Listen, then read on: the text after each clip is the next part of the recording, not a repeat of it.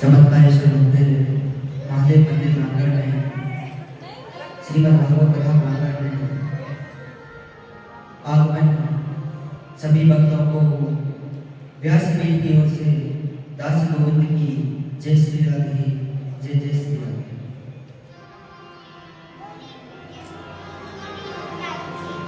परम मंगल में परात्पर अखिलेश्वर कारण करुणा वर्णालय भक्त वांछित भक्तगुरु श्री तड़ित विनिंदित पीतांबरधारी बाल ऋषि लाल की वांगमयी प्रतिमूर्ति श्रीमद् भागवत कथा महापुराण द्वितीय दिवस की आज इस चमत्कारेश्वर महादेव मंदिर की एकता नगर की परम पावन धरा पर प्रवाहित होने के लिए जा रही है। आज की इस मंगलमयी अमृत रूपमयी ज्ञानमयी गंगा में गोता लगाने से पहले नित्य प्रतिदिन की भांति हम हमारे प्रभु के नाम का, हमारी किशोरी के नाम का, राधे रानी के नाम का गुणगान करते हुए आज की इस मंगलमयी कथा में, ज्ञानमयी गंगा में, अमृतमयी गंगा में जन जन का कल्याण करने वाली इस गंगा में गोता लगाएंगे। बोली श्रीमद् भागवत महापुराण की जय। जय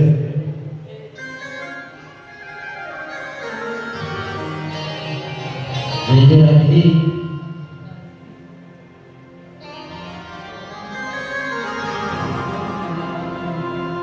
तो राधे तुम बड़ी भागिनी और कौन तपस्या की, और तीन लोग तारने तेरे और हम तेरे आदि।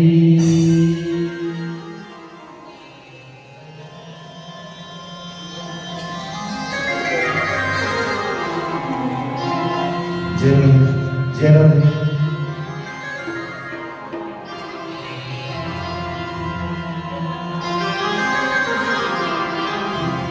राधे का नाम अनमोल, बोलो राधे राधे। आइए वीडियो की तालियों के साथ राधे रानी के नाम को गान करते हैं श्री मंदिर के। राधे को नाम अनमोल, बोलो राधे राधे। राधे को नाम अनमोल, बोलो राधे राधे। राधे को नाम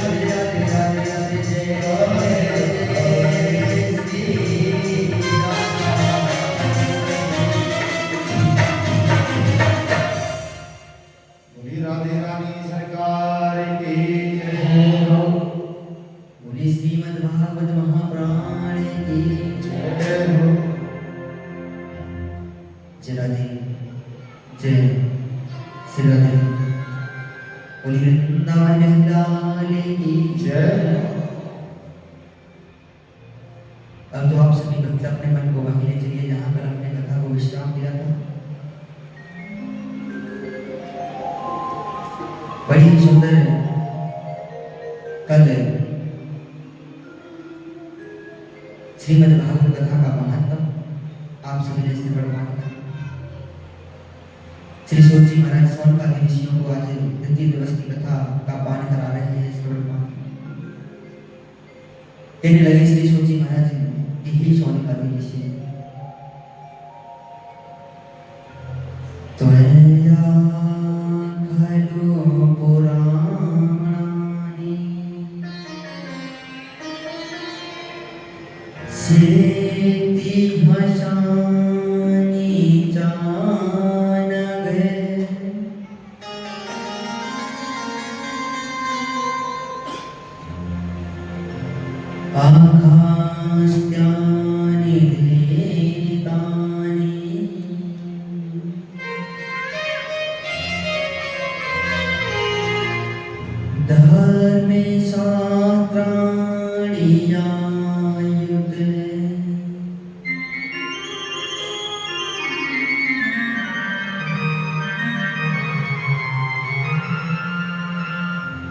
सोनकादि ऋषि कहने लगे, बोले हे सूत जी महाराज,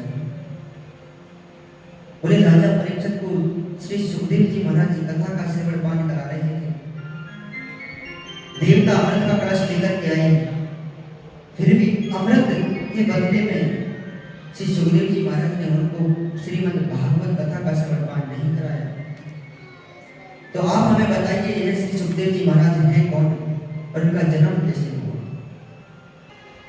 श्री सूत जी महाराज के हे सोनकादि ऋषि कहते हैं कि अमर कथा अलग अलग शास्त्र में अलग अलग रूप से है महाराज, लेकिन दंत कथा के अनुसार कहते हैं श्री सूत जी महाराज के एक बार ब्रह्मा जी ने ब्रह्मलोक में एक सभा रखी, और सभा रखी तो कहते हैं उस सभा में सभी देवताओं को यक्ष गंधर्व राजा महाराजा अधिराजा ऋषि मुनि देवगण इत्यादि सभी को आमंत्रित किया। सभी का आगमन उस सभा में हुआ महाराज, और जब सबका आगमन हुआ और सभा जब आरंभ हुई तो उस सभा में एक प्रश्न उठा। संतों ने पूछा, संतों ने प्रश्न किया उस सभा में, कहने लगे, बोले आप हमें बताइए कि इस 3 लोक 14 भवन में सबसे महत्वपूर्ण अगर कुछ है तो वह क्या है?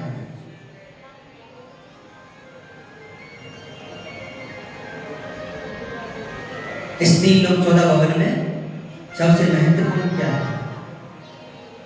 सभा चल रही थी, किसी ने कहा बोले सोना सबसे महत्वपूर्ण, सोना यानी स्वर्ण गोल्ड, क्योंकि महत्वपूर्ण वही वस्तु मानी जाती है जो हर किसी के पास ना हो।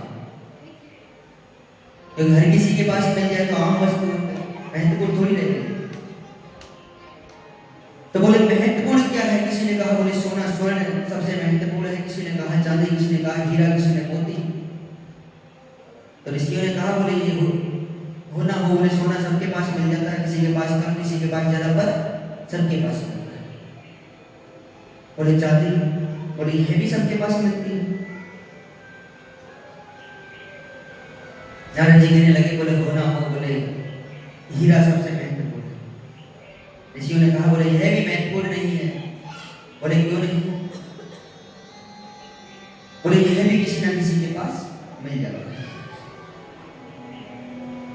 अच्छा तो आप बताइए क्या है सबसे महत्वपूर्ण इस संसार में? सबसे महत्वपूर्ण क्या है इस सृष्टि में, संसार में? कथा सुनिए, मुझे याद होगा आपको। क्या है? जोर से बोला करो। ऋषि कहने लगे, बोले हे नारद देव ऋषि नारद, बोले इस 3 लोक 14 भवन में सबसे महत्वपूर्ण अगर कुछ है तो महत्वपूर्ण क्या बताया था मैंने? जो किसी किसी के पास मिले, हर किसी के पास ना मिले। और इस सृष्टि में सबसे महत्वपूर्ण संतों ने बताया है प्रेम। क्या बताया? प्रेम। और प्रेम है कौन सा? निस्वार्थ प्रेम। क्योंकि आजकल तो स्वार्थ का प्रेम रह गया महाराज, और प्रेम भी नहीं रहा, आजकल हो गया प्यार। प्रेम की परिभाषा बदल दी गई और बदल दिया प्यार। अब प्यार तो स्वार्थ का होता है महाराज, कि जब तक स्वार्थ है ना तब तक तू तेरा है, तू मेरा है और मैं तेरा हूं। जिस दिन स्वार्थ खत्म, तू कौन और मैं कौन। कहते हैं कि संसार का जो जीव है ना, किसी से बिना स्वार्थ के तो बातें तक नहीं करता महाराज। बिना स्वार्थ के तो बातें तक नहीं करना किसी से पसंद करते हैं। इस संसार में एक मनुष्य योनि ऐसी है जो सबसे अधिक स्वार्थी है महाराज, और कोई योनि नहीं है। क्योंकि मनुष्य ऐसा है, जीव है कि अपने स्वार्थ के लिए किसी की हत्या कर देता है। अपने स्वार्थ के लिए किसी की भी हत्या कर देता है। तो संतों ने कहा, बोले क्या महत्वपूर्ण है? प्रेम। और प्रेम है कौन सा? निस्वार्थ प्रेम। क्योंकि अब तो प्रेम किसी के पास है ही नहीं महाराज, सबका प्रेम की परिभाषा बदलकर हो गई प्यार, और वो भी स्वार्थ का। तो प्रेम तो खत्म ही हो चुका है। अब तो महाराज कहते हैं, जब कहने लगे, संतों ने बताया, बोले सबसे महत्वपूर्ण है प्रेम। तो संतों ने फिर प्रश्न किया सभा में, बोले चलो हमने बता दिया सबसे महत्वपूर्ण इस संसार में 3 लोक 14 भाव में सबसे महत्वपूर्ण प्रेम है, लेकिन सबसे महत्वपूर्ण प्रेम की पराकाष्ठा किसकी है? सबसे अधिक प्रेम कौन किससे करता है, वह बताइए। अब महाराज सबने अपना अपना मत दिया, सब किसी ने कुछ कहा, किसी ने कुछ कहा। नारद जी खड़े हुए थे, नारद जी कहने लगे, बोले हे ऋषिवर, हे मुनिवर, बोले हो ना हो सबसे सुंदर प्रेम की पराकाष्ठा ब्रह्मा जी की और ब्रह्माणी की है महाराज। ब्रह्मा जी ब्रह्माणी एक दूसरे से सबसे अधिक प्रेम करते हैं।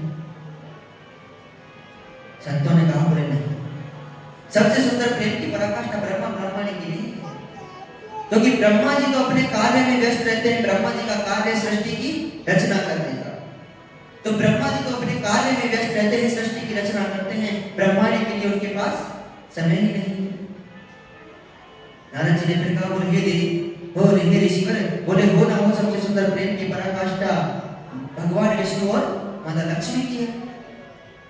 संतों ने फिर से मना दिया, बोले सबसे सुंदर प्रेम की पराकाष्ठा भगवान विष्णु माता लक्ष्मी की भी नहीं है।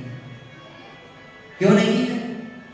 क्योंकि जब अर्धरात्रि में, आधी रात्रि में ग्रह ने भगवान को पुकारा था, तो भगवान माता लक्ष्मी को अकेला छोड़ करके नहीं जाते महाराज।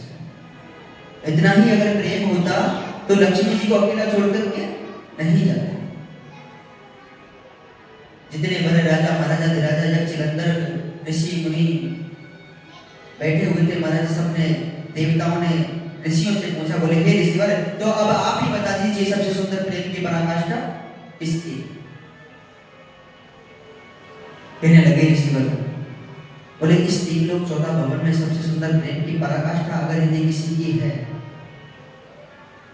तो महाराज कहते हैं, सूत जी महाराज कहते हैं, कहते हैं सेवे पुंसा में परो धर्मो,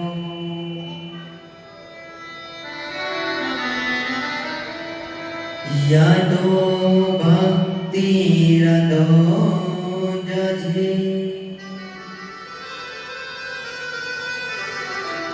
अहो तो क्या प्रीति हताया, आत्मा संप्रसीदति।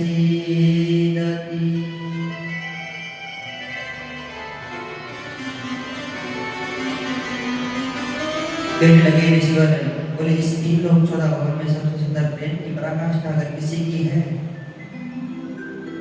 तो वह है भोले बाबा और माता पार्वती। अब अब जब संतों ने कहा तो देव ऋषि नारद जी ने कहने लगे, बोले ऐसा क्यों, सबसे सुंदर प्रेम की पराकाष्ठा उनकी क्यों है? बोले कोई विशेषता होगी तभी तो है। बोले बताइए।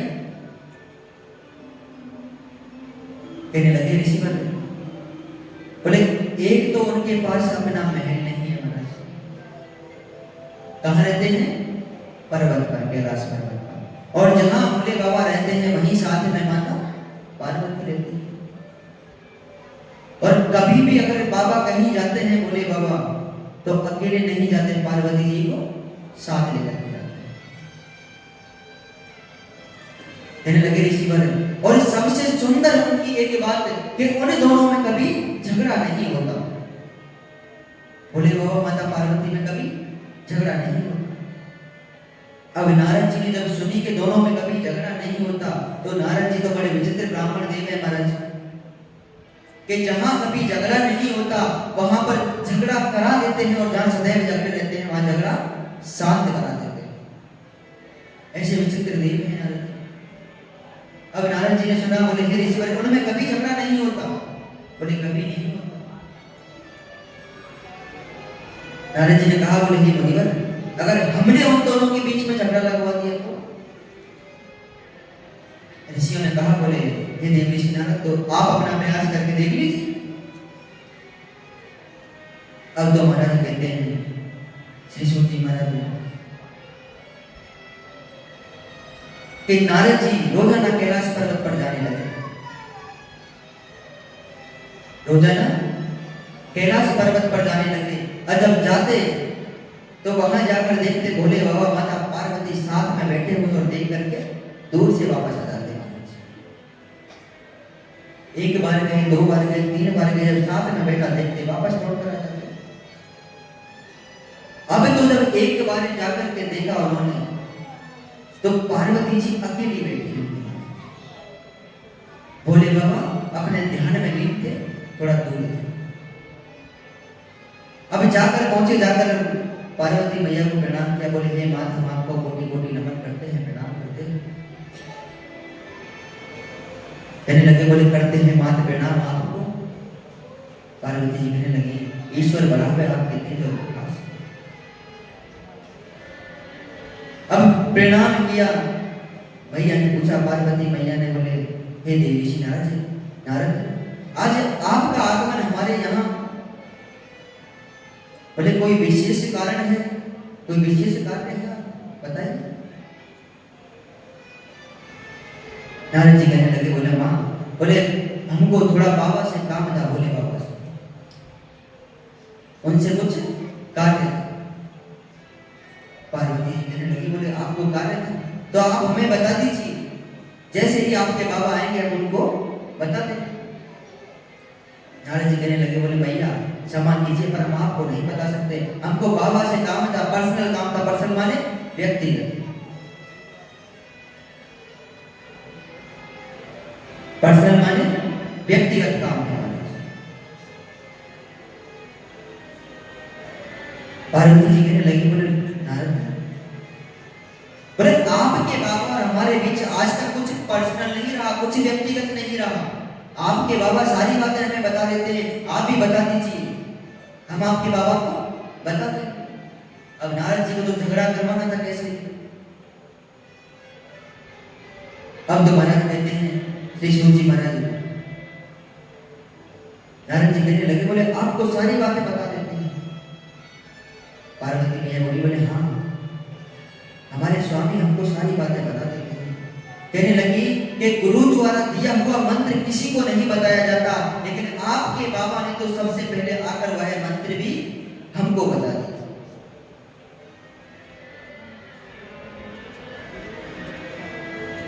नारद जी कहने लगे, बोले मां मैं नहीं मानता। अब तो महाराज नारद जी कहने लगे, बोले मां, बोले इस संसार का सत्य है कि कोई भी पति अपनी पत्नी को संपूर्ण बातें नहीं बताता। कोई भी पति अपनी पत्नी को संपूर्ण बातें नहीं बताता महाराज, ये संसार का सत्य है। बोले मां मैं कैसे मान लूं कि आपको बाबा सारी बातें बताते हैं? और देखिए सच में नहीं बताते। कुछ ना कुछ अवश्य छुपाते हैं। और क्या छुपाते हैं? अब देखो जाके लड़े में तो परियों मत अपने अपने पति थे भाई, क्या बोले महाराज जी ऐसे ऐसे कह रहे, कहीं जाके कट्ट बजा ले। क्योंकि देखो क्या होता है कि हम कुछ बोलते हैं ना, तो देखिए नारी जो होती है ना उसके अंदर एक इंद्रिय अधिक पाई जाती है, तो वो थोड़ा अधिक कार्य करती है। हमने यहाँ बोला आपके दिमाग में रील घूम गई, पता नहीं क्या क्या चल जाता है इतनी देर तक। बोले जाके पूछूंगी काजुमा में।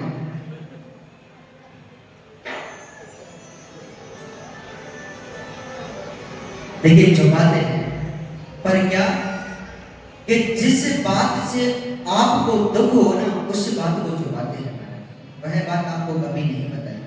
क्योंकि कोई भी पति नहीं चाहता कि मैं तो दुखी हूँ मेरे बातों से, मैं अगर आपको अपनी पत्नी को कुछ बताएंगे तो वह भी दुखी होगा, इसलिए नहीं बताते। तो पूरी बात सुना करो, उससे पहले क्या देखो आपके मन में बहुत विचार आ जाते हैं, तो गलत मत सोचा करो कुछ भी। अब जब कहा नारद जी ने, बोले भैया मैं नहीं मानता, इस संसार में कोई भी ऐसा पुरुष नहीं है जो अपनी पत्नी को संपूर्ण बातें बताता है। पार्वती जी फिर कहने लगी, बोले मेरे स्वामी तो मुझे सारी बातें बताते हैं आकर के।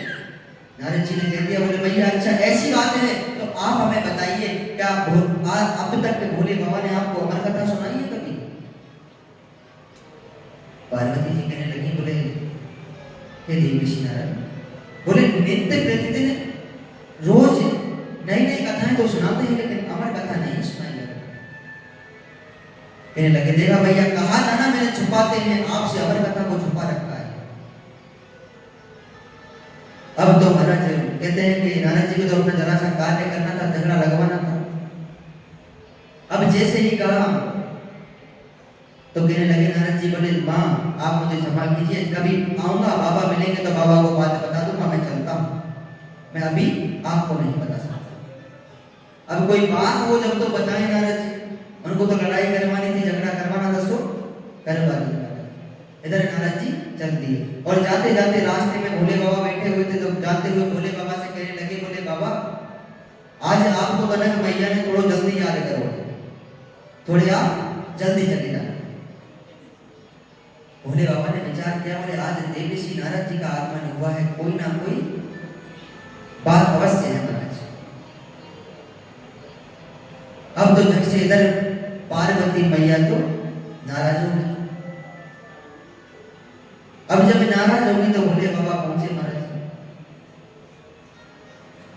भोले बाबा पार्वती जी को के पास पहुंचे, जाकर के कहते हैं श्री सूत जी महाराज के सोनकती पार्वती जी से बातें करने की प्रयास कर रहे हैं।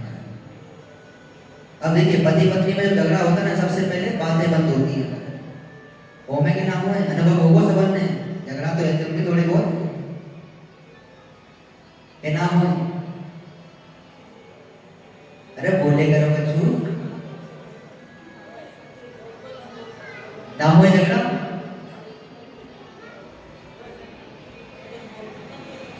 शर्म लग रही है बता रहे हैं। बोले हवा कहने के लिए समझे कि हमारे झगड़ा है। अरे सबकी होती है छोटी मोटी बातें, ये तो संसार का नियम है। अब सबसे पहले बातें बंद होती है। महाराज भोले बाबा पहुंचे, पार्वती जी से बातें करने का प्रयास करते हैं, लेकिन पार्वती जी वापस जवाब नहीं देती, नाराज है, बात नहीं करती। अब बाबा को समझ में तो आया, बोले नाराज तो है, अब बात जाननी आवश्यक है, किस बात पर नाराज है। प्रयास करने लगे महाराज, कहने लगे, बोले देवी, बोले आज कहीं गणेश कार्तिक दिखाई नहीं दे रहे, कहाँ गए? अब नाराज तो की थोड़ी ऊंची आवाज में कहने लगी, बोले हाँ मैं उनके साथ ही रहती हूँ पूरे दिन, मुझे क्या पता गए होंगे कहीं अपने मित्रों के साथ। जब थोड़ी ऊंची आवाज में बोली, पार्वती समझ गए, बोले क्रोधित है कोई ना कोई बात, अब बात जानना आवश्यक है।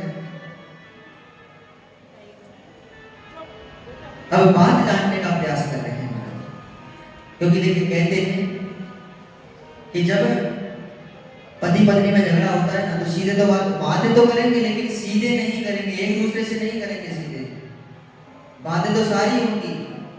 और कैसे होंगी फिर? अरे खुदा ही बताते हो आप कैसे करें, सब बातें मैं मोदी पूछ ली कैसे होती है? बच्चों के माध्यम से। ये बातें तो सारी होंगी, अब इधर कोने पर पति खड़े, इधर पत्नी खड़ी और बीच में बच्चा। जाने तेरे पापा से कहते फलानी चीज मारा की है, चाहे सामने सुन रहे दादा ने तेरी मम्मी से पूछियो फलानी चीज कहाँ रखी है, सामने खड़े लेकिन सीधे नहीं, बच्चे को जरिया बना करके।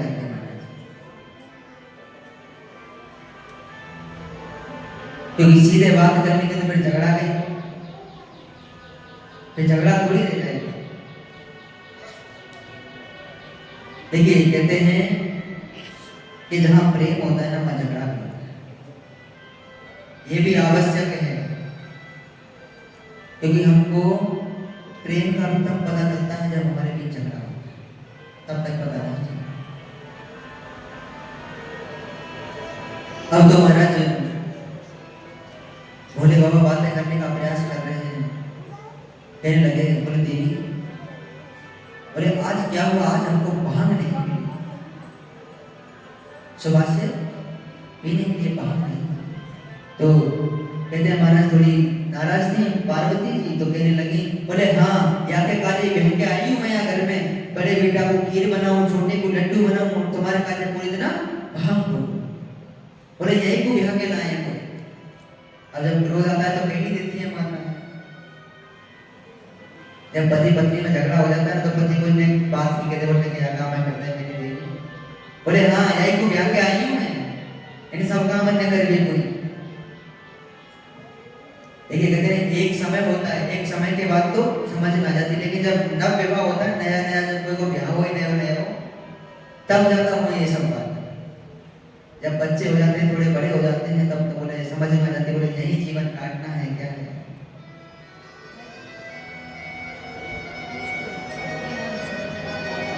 अब महाराज कहते हैं कि पार्वती जी को पता तो चल गया, इधर भोले बाबा को पता चल गया क्रोध है। पूछा तो पार्वती जी कहने लगी बोले स्वामी आप आपसे कुछ ना कुछ छुपाते हो। भोले बाबा कहने लगे बोले देवी हमने तो आज तक आपसे कुछ नहीं छुपाया। पार्वती जी ने कहा बोले स्वामी अगर आपने हमसे कुछ नहीं छुपाया तो यह बात बताइए कि आज तक आपने हमको अमर कथा क्यों नहीं सुनाई। भोले बाबा विचार करने लगे बोले अमर कथा के बारे में किसने बता दिया। नेत्र बंद करके देखा नारद जी आए, अपना कार्य किए और चले गए। अब कहने लगे बोले देवी क्या हुआ, बोले अभी तक नहीं सुनाई तो क्या हुआ अब सुना देते हैं। बोले अब तो सुनानी ही पड़ेगी, लेकिन अब तक क्यों ना सुनाए। देखिए हम क्या कभी थोड़े अपनी ब्रज भाषा में आ जाते हैं, फिर आदत बन रही है।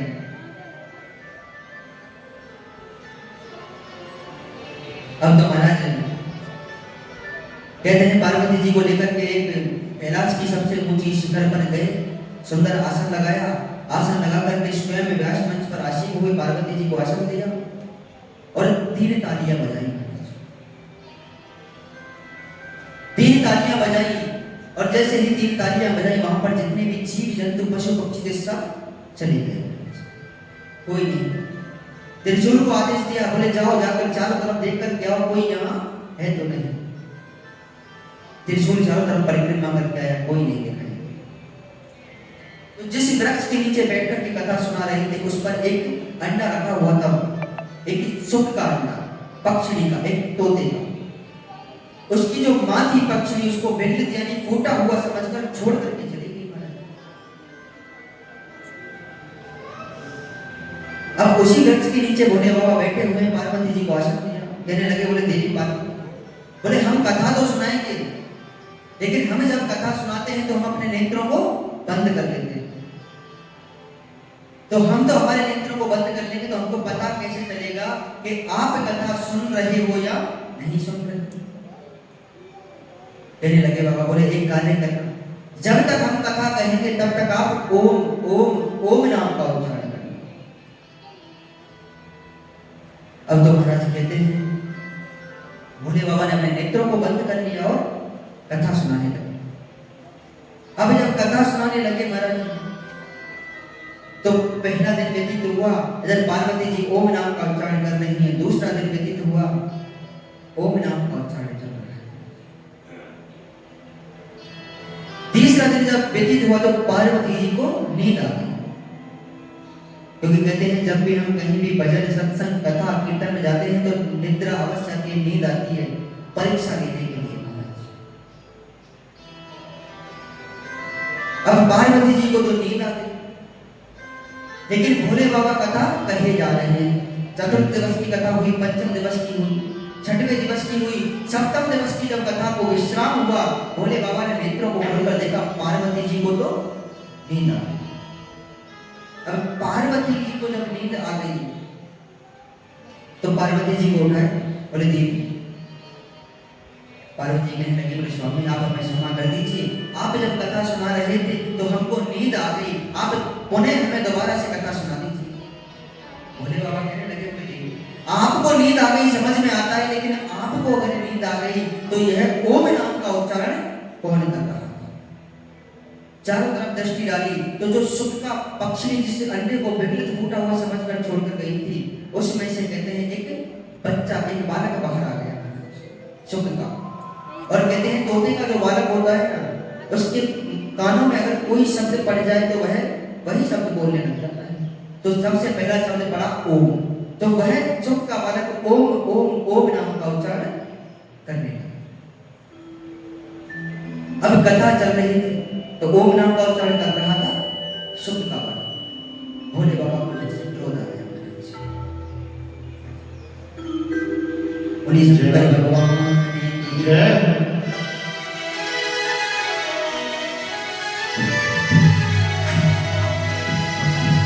कथा सुना रे पार्वती को शिव शंकर भगवान।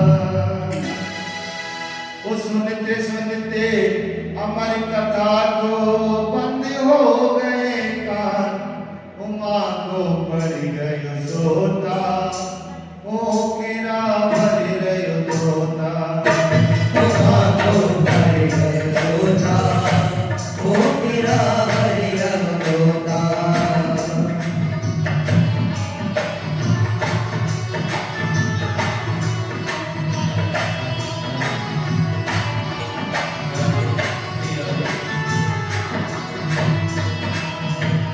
ओ कथा सुना रे पार्वती को शंकर भगवान।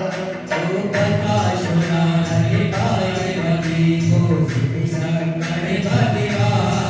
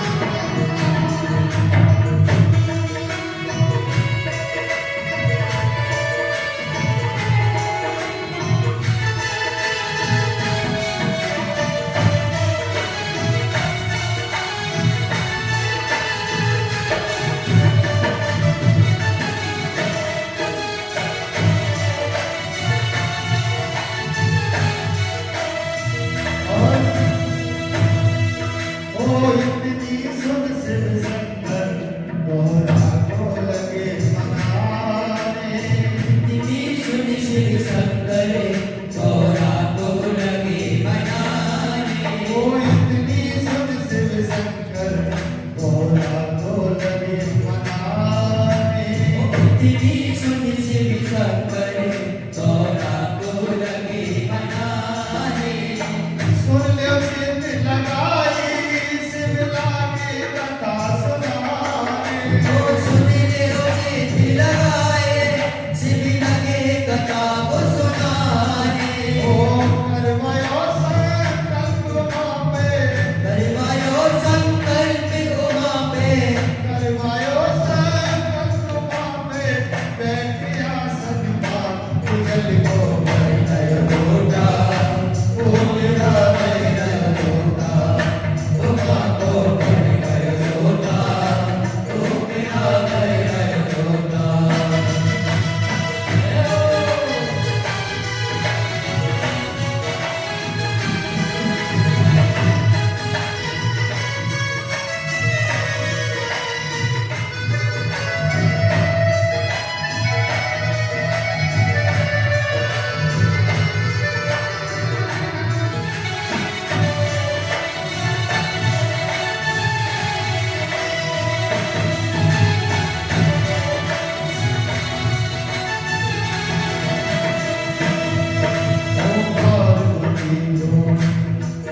और शिव शंकर कथा सुना रहे। पार्वती को शंकर भगवान, सुनते सुनते हमारी कथा तो अंत हो गए का, उमा को बढ़ कर सोता, तो मेरा मेरा लोटा। उमा को बढ़ कर सोता, तो मेरा मेरा लोटा। पूरा मेरे लोटा। शंकर भगवान की जय हो। पार्वती मैया की जय हो। श्रीमद् भागवत महापुराण की जय हो। अब तो महाराज कहने लगे श्री सूत जी महाराज के स्वागत की। यहाँ पर जब देखा तो भोले बाबा के नेत्रों में रक्त आ गया, क्रोध की, इतना भयंकर क्रोध आ रहा है भोले बाबा। त्रिशूल लेकर के मारने के लिए दौड़े उस सुख के बालक को। अब वह सुख का बालक आगे आगे दौड़ता हुआ जा रहा है, पीछे पीछे भोले बाबा। और कहाँ जाकर बद्रिका जाम में जाकर, जहां पर वेद व्यास जी महाराज अपनी पत्नी बेटुका के साथ एक श्रम प्रयास नाम की कुटिया बनाकर रहते थे।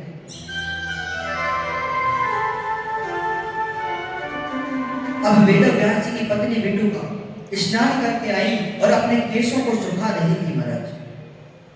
केशों को सुखाते सुखाते उनको उबासी आई, और जैसे ही उबासी आई तो वह सुख का जो बालक था मुख के द्वारा गर्भ में प्रवेश कर गया। इधर भोले बाबा का आगमन हुआ। वेद व्यास जी से पूछा, वेद व्यास जी से कहने लगे, बोले हे वेद व्यास जी, यहाँ पर एक सुख का बालक आया है, उस सुख के बालक को आप हमें सौंप दीजिए, हम उसको मारना चाहते हैं। वेद व्यास जी कहने लगे, बोले बाबा आज इतना भयंकर क्रोध आ रहा है, क्या कारण है बताइए तो सही। भोले बाबा कहने लगे, बोले हे व्यास जी महाराज, बोले उस सुख के बालक ने हमारी अमर कथा को चोरी से सुन लिया है, चोरी कर लिया है महाराज। अब हम उसको मारना चाहते हैं। वेद व्यास जी कहने लगे, बोले हे बाबा, बोले आपका नाम किसी ने सही रखा है भोले बाबा, बोले आप सच में बहुत भोले हो। कहने लगे, बोले क्यों? वेद व्यास जी कहने लगे, बोले हे भोले बाबा एक बात बताइए, अनन्य सिंचित्योत्मा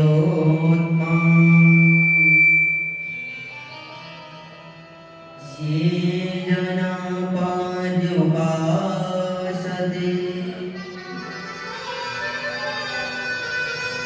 तेषा नित्याभियुक्तानां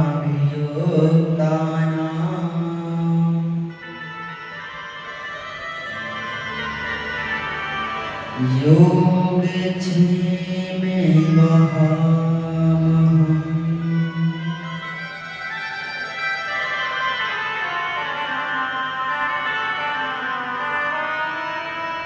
कहने लगे वेद व्यास जी महाराज जी, बोले हे भोले बाबा एक बात बताइए, आप कहते हो कि उस सुख के बालक ने आपकी अमर कथा को चोरी से सुन लिया, चोरी कर लिया महाराज, और आप कहते हो कि मैं उसे मारना भी चाहता हूं। तो एक बात बताइए, अगर उसने आपकी अमर आप कहते हो मैं उसे मारना चाहता हूं, यदि आपने उसको मार दे तो आपकी अमर कथा झूठी है। भोले बाबा कहने लगे, बोले ठीक है, मार नहीं सकता, बंदी तो बना सकता हूं अपने पास, लाइए शुक्का बना। वेद व्यास जी कहने लगे, बोले हे बाबा, बोले वह तो गर्भ के अंदर चला गया, अब तो वह 9 महीने के बाद ही बाहर आए, क्योंकि गर्भ से बालक का बाहर आता है 9 महीने के बाद। भोले बाबा 9 महीने के लिए समाधि लगा करके बैठ गए महाराज। अब समाधि लगा करके बैठ गए, जैसे ही 9 महीने व्यतीत हुए, समनेत्र बने भोले बाबा के, और नेत्र खोलते ही लाओ शुक्का बालक।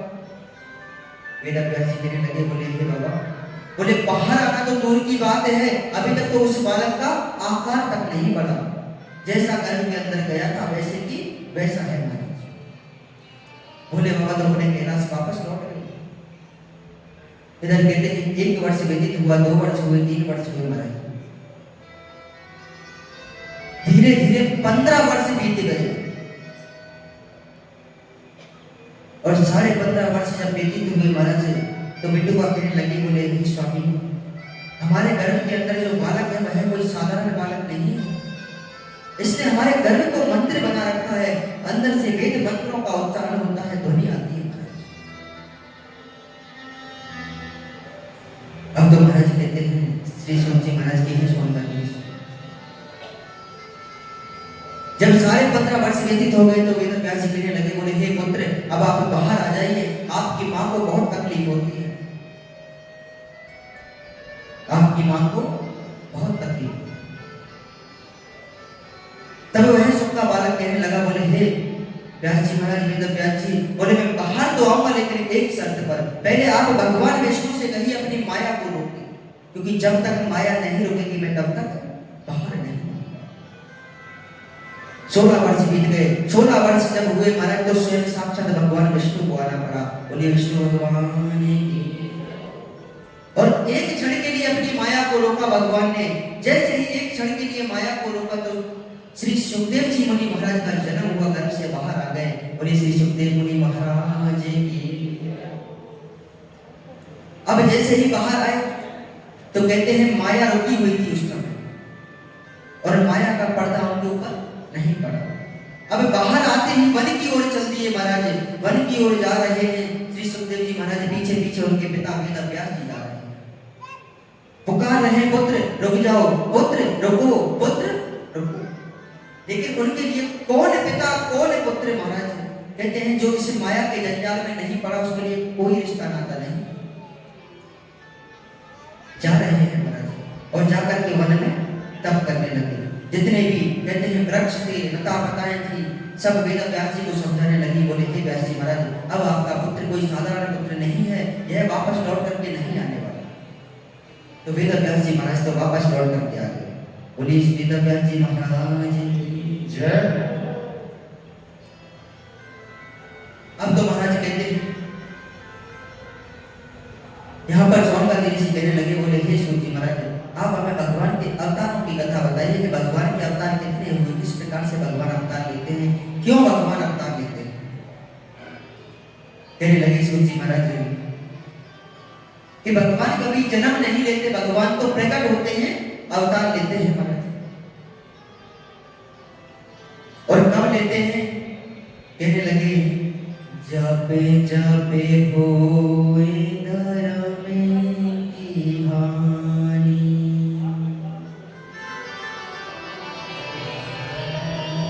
बढ़ई असुर महा अभिमानी,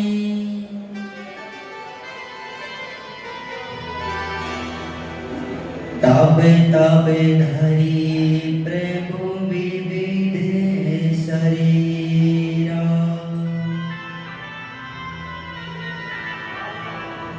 हरहि कृपानिधि संजन पीरा।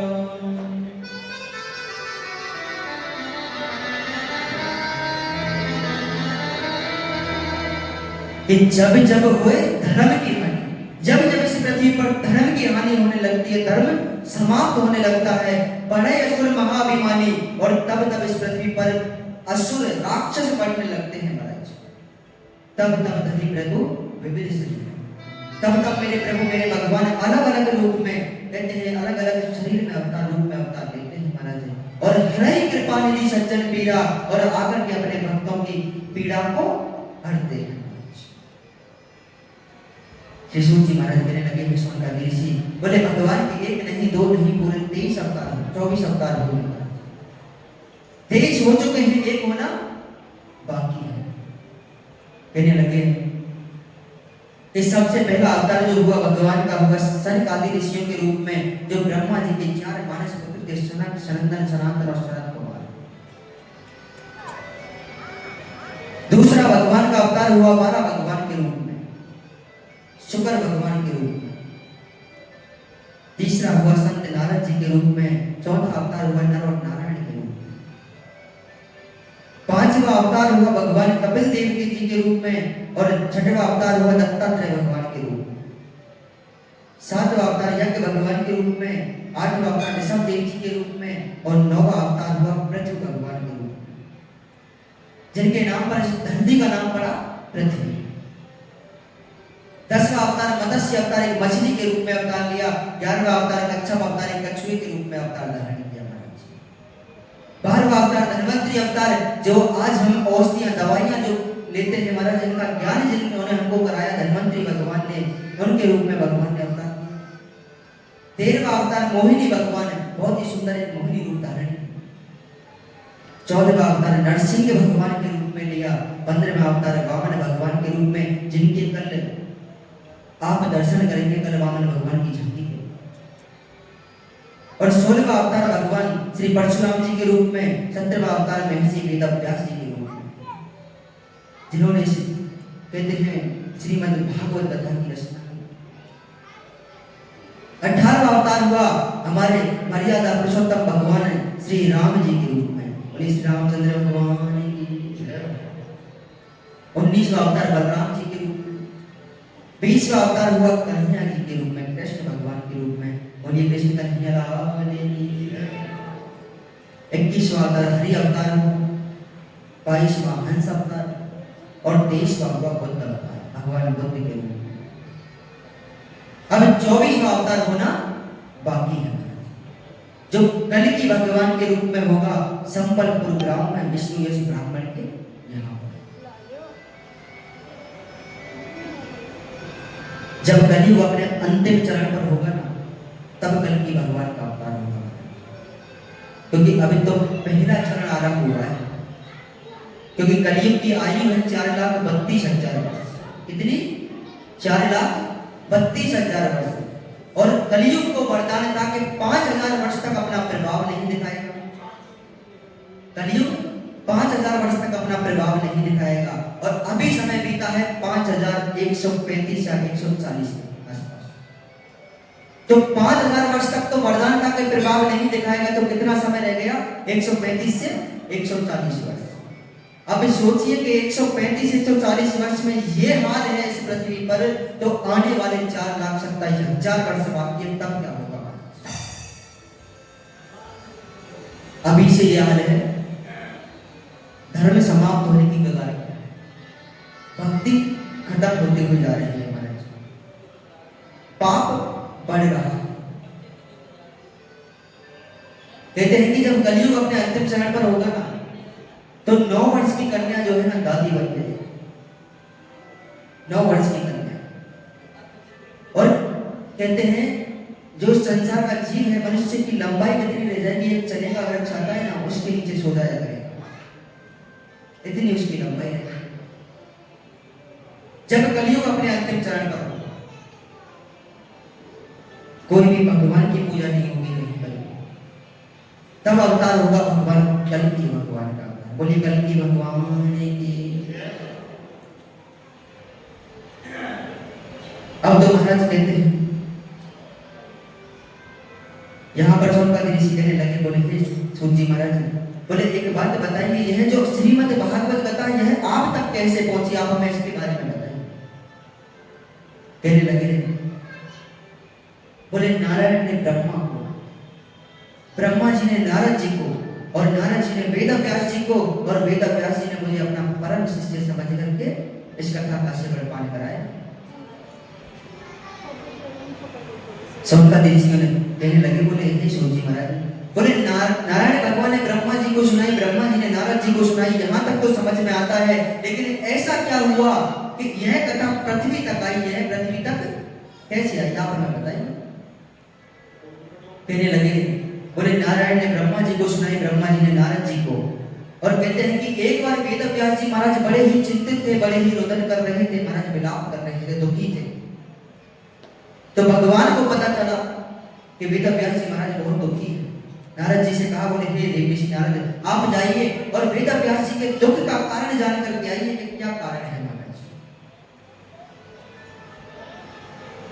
अब नारद जी का आगमन हुआ, वेद व्यास जी के नेत्रों से आंसू बह रहे थे महाराज, अश्रु प्रवाह हो रहा था। नारद जी ने पूछा, बोले हे वेद व्यास जी महाराज, आपके दुख का क्या कारण है, आप इतना विलाप कर रहे हो, रुदन कर रहे हो, इसका क्या कारण है, आप हमें बताइए। वेद व्यास जी कहने लगे, बोले हे देवी नारद, बोले हम आपको क्या बताएं कि हमने अनेकों वेदों उपनिषदों की रचना की, अनेकों ग्रंथों की, वेदों उपनिषदों की, पुराणों की रचना की, लेकिन हमें शांति नहीं मिली। ऐसा लगता है कि अभी भी कुछ बाकी है जो हमसे छूट रहा है। इन सबसे संसार के जीव का कल्याण होने वाला नहीं है। बोले यही कारण है हमारे दुख का, इसीलिए मैं चिंतित हूं कि इस संसार के जीव का कल्याण किस प्रकार हो। तब देवर्षि नारद जी ने कहा, बोले हे वेद व्यास जी महाराज, बोले अभी तक आपने जितने भी वेदों पुराणों उपनिषदों की रचना की, इन सब में ज्ञान को महत्व दिया, इन सब में ज्ञान को महत्व दिया, और आने वाला समय होगा कलयुग।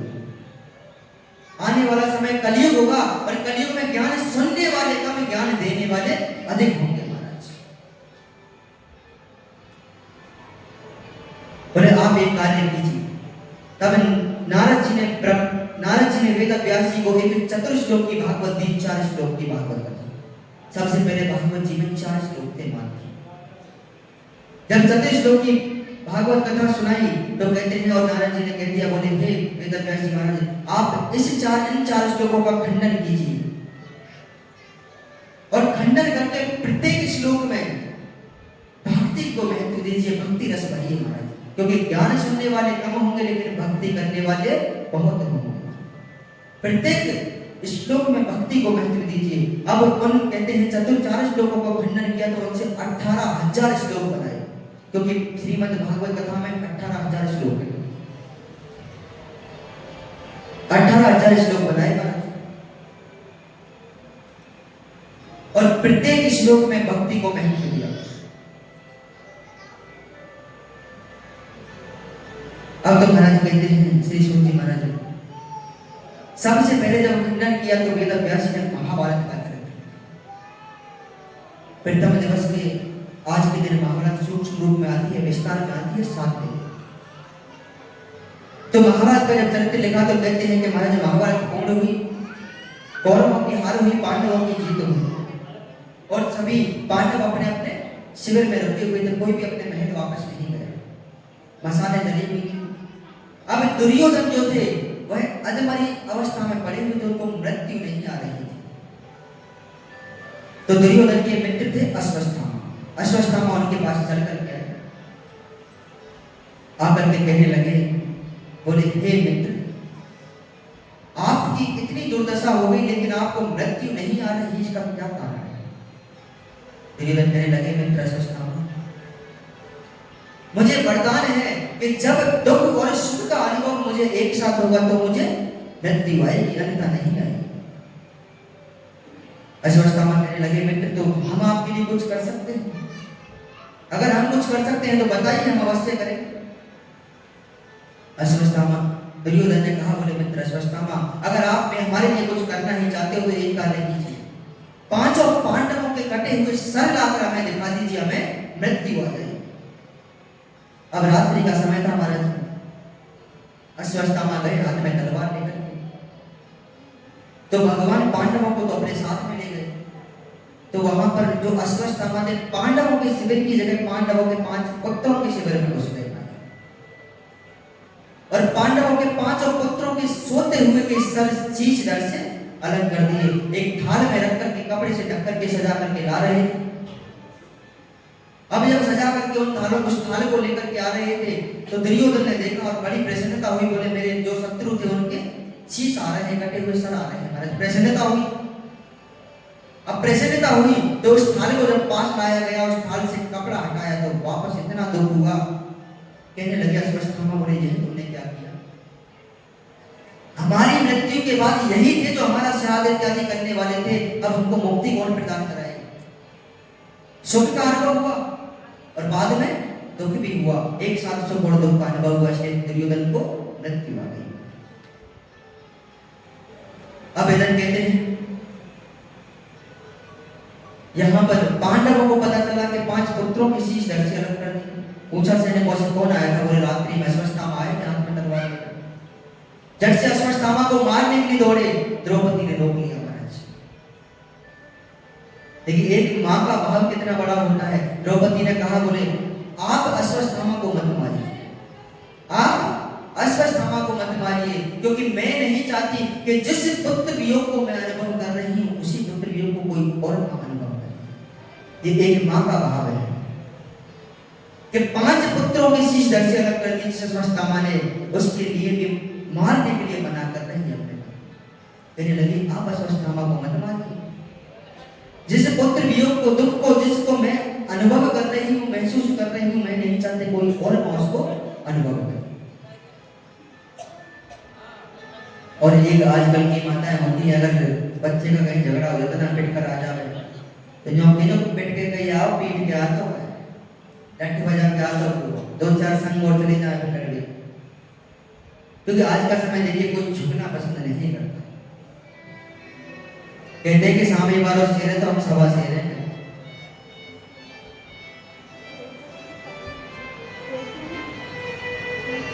अब तो महाराज कहते हैं जब मारने के लिए मना कर दिया तो पांडव कहने लगे चलो मार नहीं सकते, अपमान तो कर सकते हैं। जैसे अश्वत्थामा को पकड़ लिया, उसके आधे केशों का मुंडन कर दिया, आधी दाढ़ी मूछ छील दी, उसके मस्तक पर मणि लगी हुई थी, उस मणि को छीन दिया। अब कहते हैं कि मृत्यु का घाव इतना बड़ा नहीं होता जितना अपमान का होता है। क्योंकि अगर किसी की मृत्यु हो जाती है ना तो इंसान एक बार भूल जाता है, चलो जो रहा नहीं उसके लिए क्या लड़ना झगड़ना, जो इस संसार में रहा ही नहीं उसके लिए क्या लड़े झगड़े। लेकिन अपमान किसी का होता है ना तो वह व्यक्ति अपमान की बदले की भावना में अंदर ही अंदर जलता रहता है और मौका देखता है कि कब मौका मिले, कब मैं इससे अपने अपमान का बदला। अब अश्वत्थामा का अपमान हुआ तो बदले की भावना में जल रहे थे, बदले की भावना में जल रहे थे अश्वत्थामा। कहते हैं श्री सुखदेव जी महाराज, श्री सूत जी महाराज के भी शोभा देवी थी। वे पद संतो नाहं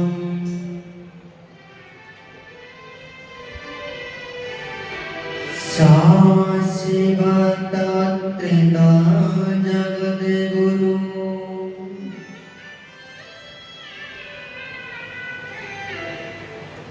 भावतो दर्शन जात्यात्मा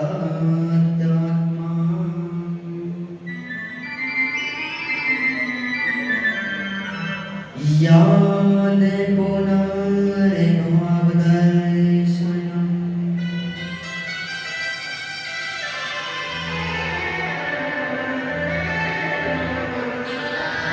अब तो महाराज कहते हैं श्री सूत जी महाराज की ही शोभा देवी थी। यहाँ पर अश्वत्थामा बदले की भावना में जल रहे थे। तो एक दिन मौका पाकर के महाराज कहते हैं कि अर्जुन के पुत्र थे अभिमन्यु, अभिमन्यु की पत्नी थी उत्तरा। तो पांडवों का वंश पल रहा था उत्तरा के गर्भ में। जब से अश्वत्थामा को पता चला, अश्वत्थामा ने ब्रह्मास्त्र का प्रयोग कर दिया उत्तरा के गर्भ पर। उत्तरा दौड़ी दौड़ी गई भगवान के पास, द्वारकाधीश के पास, बोली द्वारकाधीश बोले हे द्वारकाधीश आप मेरी रक्षा कीजिए, अश्वत्थामा ने हमारे ऊपर ब्रह्मास्त्र का प्रयोग कर दिया। भगवान ने सुदर्शन चक्र से कवच बनाया और स्वयं सूक्ष्म रूप धारण करके उत्तराखंड गर्भ में प्रवेश कर गए। ब्रह्मास्त्र चला विफल हो गया। भगवान जब बाहर निकल करके आए गर्भ से महाराज तो जाने लगे, और जाने लगे तो आधे रास्ते पहुंचे थे, आधे रास्ते से वापस लौट करके आ गए। पांडव कहने लगे, अर्जुन कहने लगे, बोले द्वारकाधीश कन्हैया मेरे लिए लौट करके आए हैं। द्रौपदी कहने लगी मेरे लिए आए हैं। भीम कहने लगे मेरे लिए आए हैं। कन्हैया बोले द्वारकाधीश, बोले मैं किसी के लिए नहीं आया, मैं मेरे पितामह भीष्म के लिए आया हूं। सबने सोचा बोले पितामह भीष्म के लिए। जैसे द्रौपदी के पास गए भगवान, द्रौपदी से कहा, बोले हे द्रौपदी बहन आप हमारे साथ चलना और हमारे साथ चल करके पितामह भीष्म का आशीर्वाद ले लेना। जैसे द्रौपदी को साथ लेकर के गए, द्रौपदी ने पितामह भीष्म के चरणों का स्पर्श किया, आशीर्वाद दिया। पितामह भीष्म ने कह दिया अखंड सौभाग्यवती भव। अब जब अखंड सौभाग्यवती भव कहा तो महाराज भगवान कहने लगे, बोले कहो पितामह भीष्म प्रतिज्ञा बढ़िया आशीर्वाद बढ़ा। यहां पर ऐसा क्यों कहा भगवान ने? क्योंकि कहते हैं जब महाभारत का युद्ध चल रहा था तो दुर्योधन ने पितामह भीष्म से कहा, बोले हे पितामह भीष्म आप सिर्फ कहने को हमारी तरफ हो, लेकिन युद्ध आप पांडवों की तरफ से कर रहे हो, क्योंकि आप जैसा बलशाली योद्धा हमारी सेना में हो और पांचों पांडव में से एक भी पांडव कम ना हो, ऐसा हो नहीं सकता। तब पितामह भीष्म ने प्रतिज्ञा की कि कल मेरे हाथों से एक पांडव की मृत्यु हो जाए। इसलिए भगवान ने कहा, बोले प्रतिज्ञा बढ़िया आशीर्वाद बड़ा। प्रतिज्ञा थी कि एक पांडव की मृत्यु हो जाएगी और आशीर्वाद दे दिया कि अखंड सौभाग्यवती भव। अब ना तो मार सकते।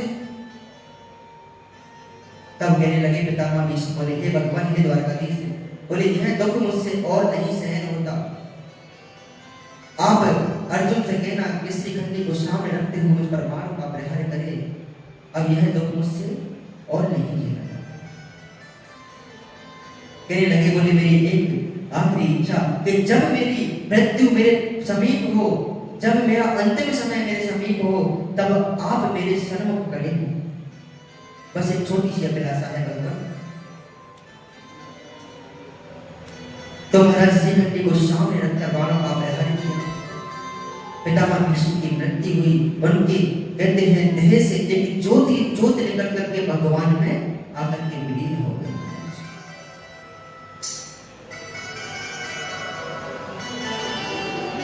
बोली द्वारकाधीश जय राम।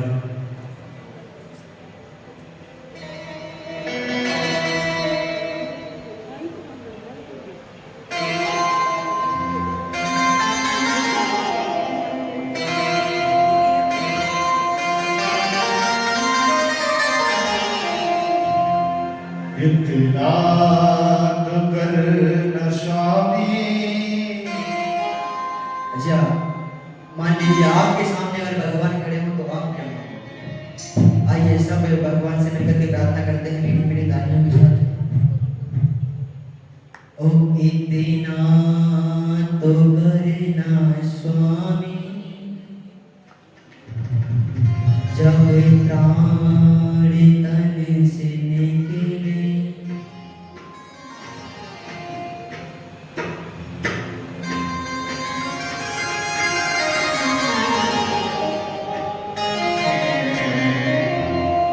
ओ इतना तो करना स्वामी, जब प्राण तन से निकले।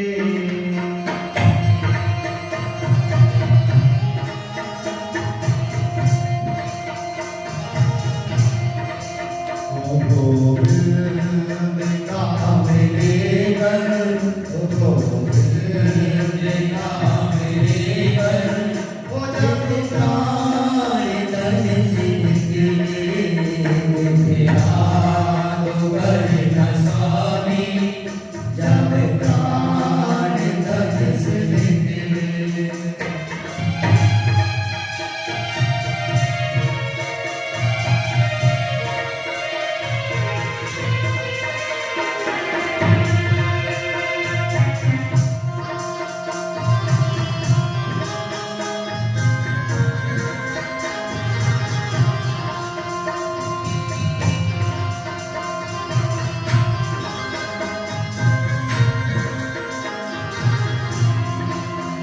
श्री गंगा जी कपट हो अपना कवन सी कट हो मेरा श्याम राजी कट हो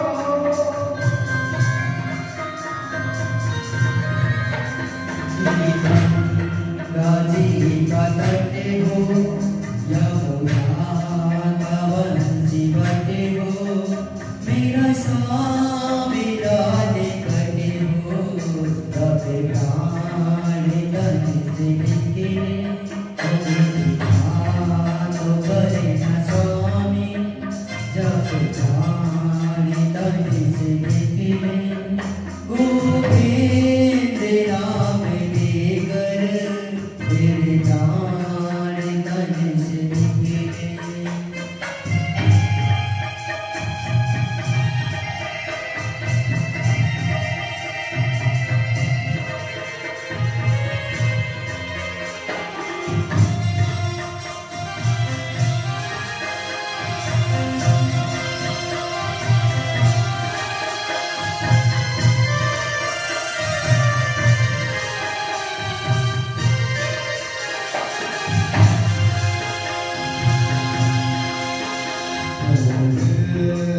नाम लेकर ये प्राण तन से निकले बात करे न स्वामी जब प्राण तन से निकले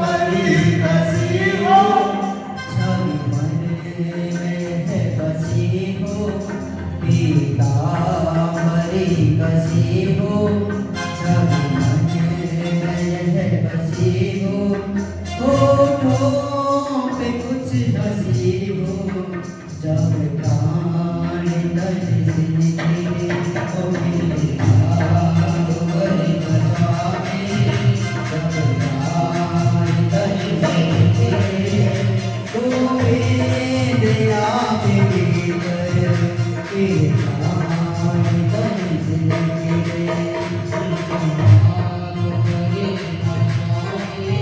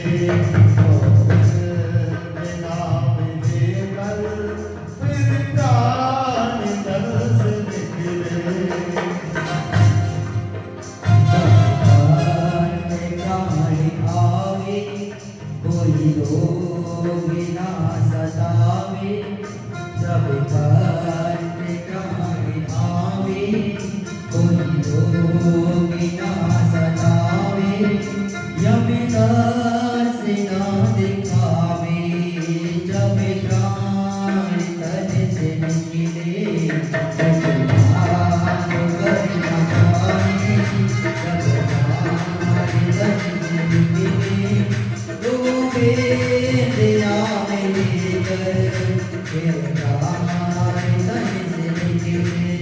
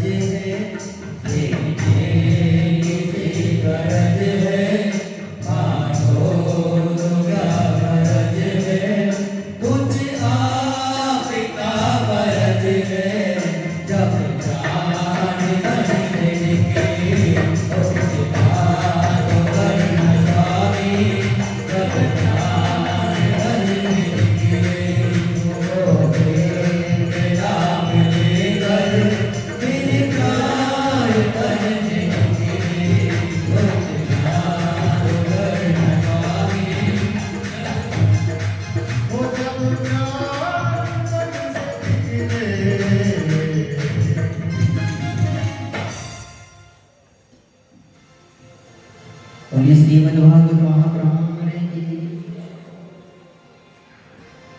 अब तो महाराज कहते हैं श्री शिव जी महाराज यहाँ पर पितामह भीष्म के देह से लेकर जोत निकल करके भगवान में जाकर के विलीन हो गए। इधर भगवान अपने द्वार का धाम वापस लौट गए। इधर पांडवों ने एक नई राजधानी का निर्माण किया, हस्तिनापुर। और हस्तिनापुर में कहते हैं परीक्षित जी महाराज का जन्म हुआ। जब थोड़ी युवा हुए परीक्षित जी तो कहते हैं पांडव परीक्षित को राज्यभार सौंप करके जाने लगे। तो परीक्षित छोटे थे महाराज, कहने लगे बोले अभी हमारी आयु कम है, अभी से हम इतने बड़े राज्य को कैसे संभालें। तब पांडवों ने कहा बोले आपको कुछ नहीं करना, बस आप तो दान करते रहना, धर्म का कार्य करना और अपने नेत्रों के सामने कभी पाप होते हुए मत देखना। इतना कहकर पांडव वन की ओर चले गए। अब राजा परीक्षित कहते हैं महाराज राज्य संभालने लगे हस्तिनापुर। अब एक दिन खजाने की सफाई करा रहे थे राजा परीक्षित, तो उस खजाने में जरासंध नामक एक राजा का, पापी राजा का मुकुट निकला, सोने का। तो उस मुकुट को राजा परीक्षित ने पहन लिया और मन में विचार आया बोले आज राज्य भ्रमण के लिए जाना चाहिए महाराज। राज्य भ्रमण के लिए जाने लगे। तो जब राज्य भ्रमण के लिए पहुंचे तो रास्ते में उन्होंने देखा एक शूद्र, एक व्यक्ति एक गाय को लात मार रहा है महाराज, गाय जो अधमरी हालत में पड़ी हुई है। एक बैल खड़ा हुआ है जिसके 3 पैरों को उसने काट दिया, एक पैर का बैल खड़ा हुआ है। राजा परीक्षित ने देखा मेरे राज्य में इतना बड़ा पाप, मुझे पता नहीं। जब से उससे जाकर के पूछा, बोले आप कौन? वह कहने लगा, बोले अहम कलियुगास्ति, बोले मैं कलियुग हूं। बोले यह गाय कौन है? बोले यह पृथ्वी है, और यह जो बैल खड़ा हुआ यह धर्म है। आने वाला समय है कलियुग। बोले मैं कलियुग हूं, और आने वाले कलियुग में जो दुर्दशा इस गाय की हो रही है वही दशा इस पृथ्वी की होने वाली है महाराज। और धर्म मात्र दान से किया जाएगा, एक दान का पैर बचा। अब तो महाराज कहते हैं, राजा परीक्षित देखा, बोले कलियुग आने वाला समय तो इतना खराब है, तेरा तो मर जाना बेहतर है। तलवार निकालकर मारने लगे, कलियुग चरणों में गिर गया, शरण में आ गया। राजा कहने लगा, बोले हे राजन, बोले आप हमें क्षमा कर दीजिए, बोले आप हमें मारिए मत, बोले आप हमें चाहे कहीं भी स्थान दे दीजिए, लेकिन आप हमें मारिए। तब राजा ने परीक्षित ने कलियुग को 4 जगह स्थान दिया। चोर के यहाँ पर जो चोरी करते हैं, वैश्याओं के यहाँ जहाँ वैश्यावृत्ति होती है महाराज, जुआरी के यहाँ जहाँ जुआ खेला जाता है, और शराबी के यहाँ जहाँ शराब पी जाती है। 4 जगह कलियुग को स्थान दिया। कलियुग कहने लगा, बोले राजन ये 4 जगह स्थान तो आपने अपनी इच्छा से दिया है, अब एक स्थान मैं मांगना चाहता हूँ अपनी इच्छा से।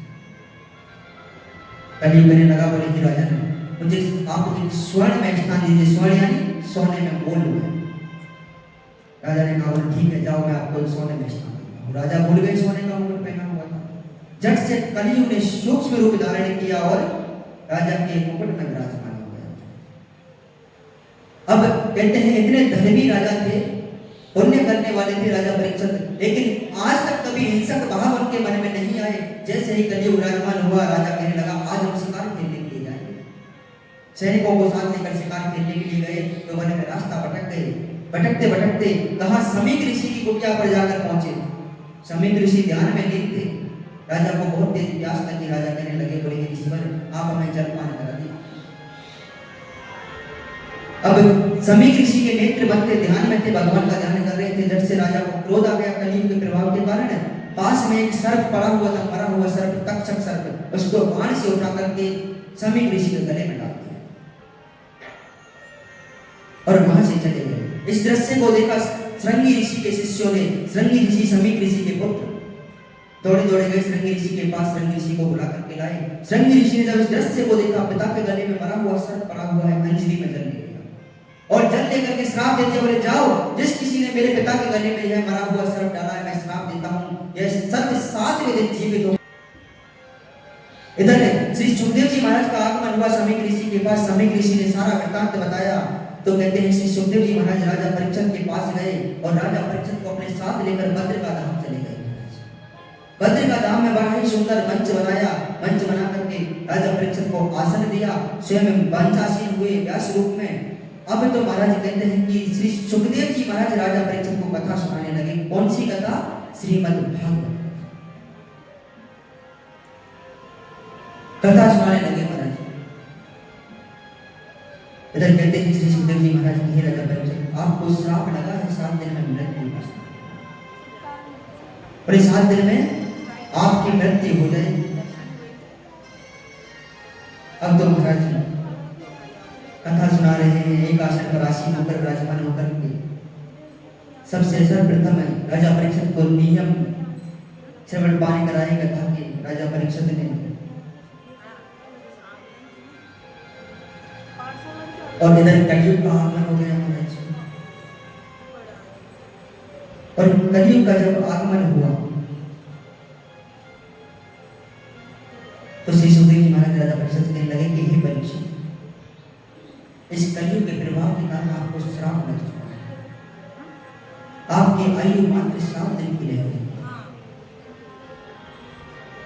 क्योंकि कलियुग, देखिए कलियुग कोई बुराई नहीं है, कि कलयुग के समान तो कोई युग भी नहीं है, इतना अच्छा है कलयुग, लेकिन हमने इसको बुरा बना रखा है, हमने इसको बुरा बना रखा है। अच्छा क्यों है? क्योंकि कहते हैं जब सतयुग, त्रेता, द्वापर, तीन युग थे, तीनों युगों में जहां भगवान का लाखों वर्ष ध्यान तप किया जाता ना, तप करते थे ऋषि मुनि, तब भी भगवान उनके ध्यान में नहीं आते थे। और वहीं पर आज इस कलयुग में अगर अंतिम समय में भी कोई भगवान का नाम अपने मुख पर लेकर आ जाता है तो वह भगवान के धाम चला जाता है। तो कलयुग के समान तो कोई युग ही नहीं है महाराज, क्योंकि कहते हैं कलयुग केवल नाम आधारा, सुमरे सुमरे नर उतरहि पारा।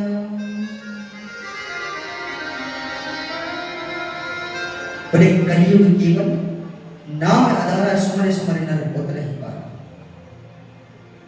तो इस कलयुग के समान तो कोई युग ही नहीं है, लेकिन कहते हैं कि हम तो माया में बंधे हुए हैं महाराज, हम तो मैं और मेरा इसमें बंधे हुए हैं, तो भगवान के लिए तो हमारे पास समय ही नहीं।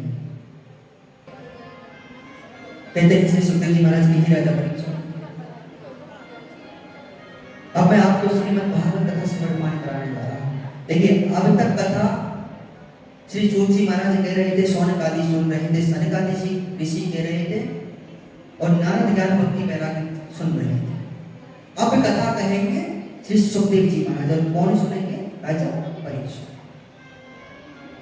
तो इसलिए कहते हैं देखो ये जो श्रीमद् भागवत कथा है ना, कोई ग्रंथ नहीं, साक्षात भगवान श्री कृष्ण है जो 7 पीढ़ियों का उद्धार करती है, व्रत का भी और जीवित का। अगर सुखदेव जी महाराज चाहते तो देवताओं से अमृत का कलश लेकर के राजा परीक्षित को पिला सकते थे, उसका पान करा सकते थे, अमर हो जाते। राजा परीक्षित को मृत्यु नहीं आती, लेकिन उन्होंने उस अमृत को भी नहीं, अभागा समझा उन देवताओं को सामने, बोले कहाँ तुम्हारा स्वर्ग रूपी अमृत और कहाँ यह श्रीमद् भागवत कथा।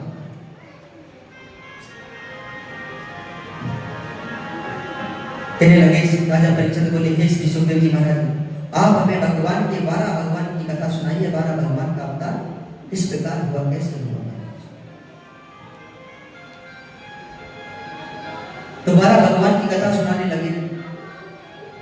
कहने लगे श्री सुखदेव जी महाराज की भी राजा परीक्षित, एक बार महाराज सनकादिक ब्रह्मा जी के पुत्र सनकादिक ऋषि भगवान के दर्शन की अभिलाषा हुई जाकर, और भगवान ने अपने पार्षद जय जैसे कह दिया, बोले अभी हम विश्राम करने जा रहे हैं, अगर कोई भी हमारे दर्शन के लिए आए तो उन्हें मना कर दे। इधर इच्छा जागृत हुई महाराज,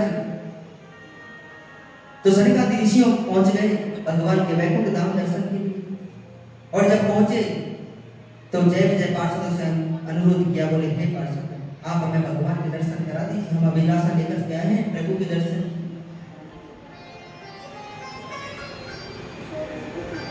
पार्षदों ने कहा, बोले अभी प्रभु भगवान विश्राम कर रहे हैं, अभी आप दर्शन नहीं कर सकते।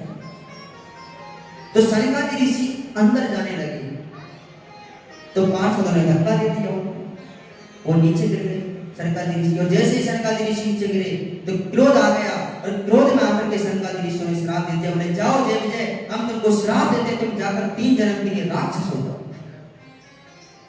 पार्षदों को जैसे ही श्राप लगा वहां भगवान प्रकट हो गए, बोलिए विष्णु भगवान की जय विजय, भगवान के चरणों में गिर गए। कहने लगे, बोले भगवान हम आपकी लीला पहचान नहीं पाए, क्षमा कर दीजिए। भगवान कहने लगे, बोले जय विजय, बोले तुम राक्षस तो अवश्य बनोगे, लेकिन 3 जन्म के बाद तुम्हारा उद्धार हो जाएगा। श्री सुखदेव जी महाराज कहते हैं कि महाराज वही जय विजय अब तो पार्षदो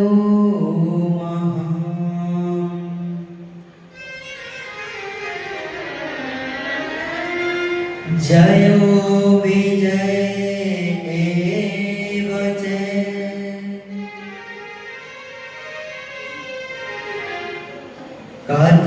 कथाधिकृत्य मां यदो,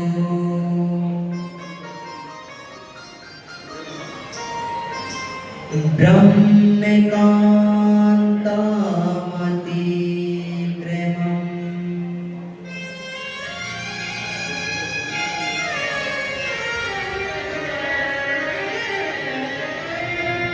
अब तो महाराज कहते हैं वही जय कहाँ कश्यप ऋषि की पत्नी थी दिति, जो दैत्यों की माता थी महाराज। अब एक दिन कश्यप ऋषि ध्यान में बैठे हुए थे, तो उनकी माता दिति, उनकी पत्नी दिति उनके पास आई। संध्या का समय था, संध्या का समय दोनों समय मिल रहे थे महाराज। काम सुख की कामना लेकर के आई, पुत्र कामना लेकर के कहने लगी, बोले स्वामी हमारी अभिलाषा है कि हमारे भी कोई पुत्र हो, हम आपके साथ काम सुख होना चाहते हैं। अब संध्या का समय था, कश्यप ऋषि की इच्छा नहीं थी, इच्छा ना होते हुए भी कहते हैं उनको माता दिति के साथ काम सुख भोगना पड़ा। जब काम सुख भोग करके वापस आए तो अपना स्नान करके वापस ध्यान में लग गए। दिति ने देखा, बोले स्वामी को तो क्रोध आ गया, नाराज हो गए। कहने लगे दिति, बोले स्वामी हम तो इसलिए आपके पास पुत्र कामना लेकर के आए थे कि हमारे अगर यदि कोई पुत्र होगा तो वह आपके समान विद्वान होगा, गुणवान होगा। अब तो महाराज कश्यप ऋषि कहने लगे, बोले देवी, बोले पुत्र तो होगा, एक नहीं दो होंगे, पुत्र तो होगा एक नहीं दो होंगे, लेकिन महान राक्षसों में उनकी गिनती होगी, महान राक्षस होंगे महाराज। अब तो दिति रोने लगी महाराज, बोले एक नहीं दो पुत्र होंगे और दोनों राक्षस होंगे। नेत्रों से आंसू बहने लगे, सजन हो।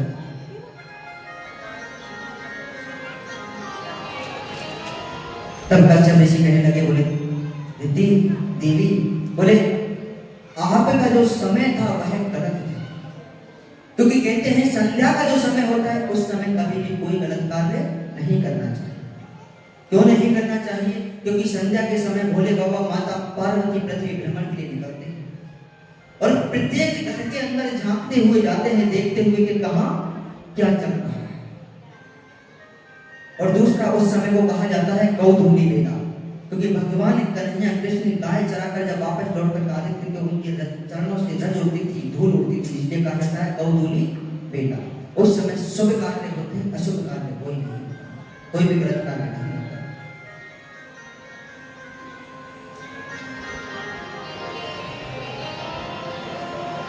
अब तो महाराज कहते हैं, श्री सुखदेव जी महाराज जब रोने लगी दिति तो कश्यप ऋषि कहने लगे, बोले देवी, बोले अब यह इसमें तो कुछ नहीं हो सकता, बोले पुत्र तो तुम्हारे दो होंगे, दोनों राक्षस होंगे, लेकिन तुम्हारा जो पौत्र होगा वह भगवान का परम लाडला भक्त होगा महाराज।